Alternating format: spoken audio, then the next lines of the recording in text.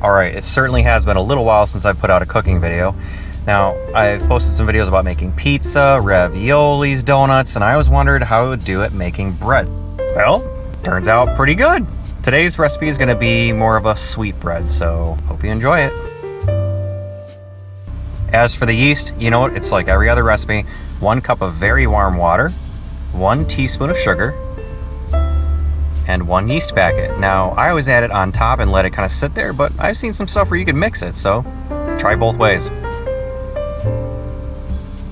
Now for the flour, you can go with something really cheap or you can go high-end, but I recommend trying something called bread flour, something to do with more protein, different gluten structure. 2 1/4 to 2 1/2 cups of flour, 1 teaspoon of salt, 1 to 3 tablespoons of sugar, just kind of gauge out where you want it, dash or 2 of cinnamon, and then hey, while you're at it, why not throw a handful of oats in there? Now here's the interesting thing. You can go absolutely buck wild with this, add all kinds of different stuff. I put some olive oil in there, like 2 tablespoons of that, or some butter, kind of adds a nice little flavor.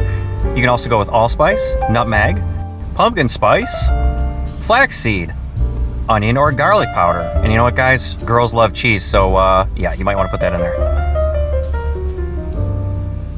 All right, now I really don't need to say much about this. Go ahead and add your yeast to it and just mix it up. When you're done, it should look like kind of wet oatmeal. It's not going to be like pizza dough where it's a little bit more dry. This is going to be kind of mushy. Okay, this is really interesting. I tried a time-lapse video to show how it kind of expands, and you can kind of see it growing here a little bit. Now, if you really want it to be great, put it in the fridge overnight, and it'll basically become this gigantic Goodyear blimp. Preheat your oven to 450, and yes, you can use a toaster oven. Get your hands all nice and dry and floury, and what you're going to do here is you're basically just going to try to push the flour under the dough. You don't want to work the dough. You just want to kind of be able to pick it up. See, that's looking pretty good right there. All right, let's get this out onto a tray. Nice, okay. Now again, you don't want to work this dough like pizza. It's not that kind of a party.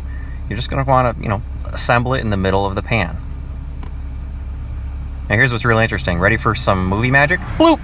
Yeah, see, it was even kind of expanding when I was leaving it on the tray. Okay, now go ahead and put a little bit of flour on top. And if you want, cut these little slots into it because it kind of makes a little interesting, design. All right, baking is pretty straightforward. Bake it for 20 minutes, and at the end of that 20 minutes, rotate it, then bake it for another 20. After that, rotate, do it for another 10, and then if you need it, cook for 5 more. Yeah, wow, look at that. That's phenomenal. I'm actually kind of drooling looking at that. Be very careful when you cut it because it's going to be steamy in the inside and you can't burn yourself, but oh wow, look at that. Can somebody get me some butter and maybe some pasta sauce, maybe some chili? Okay, that's for another video for another time. Thanks for watching.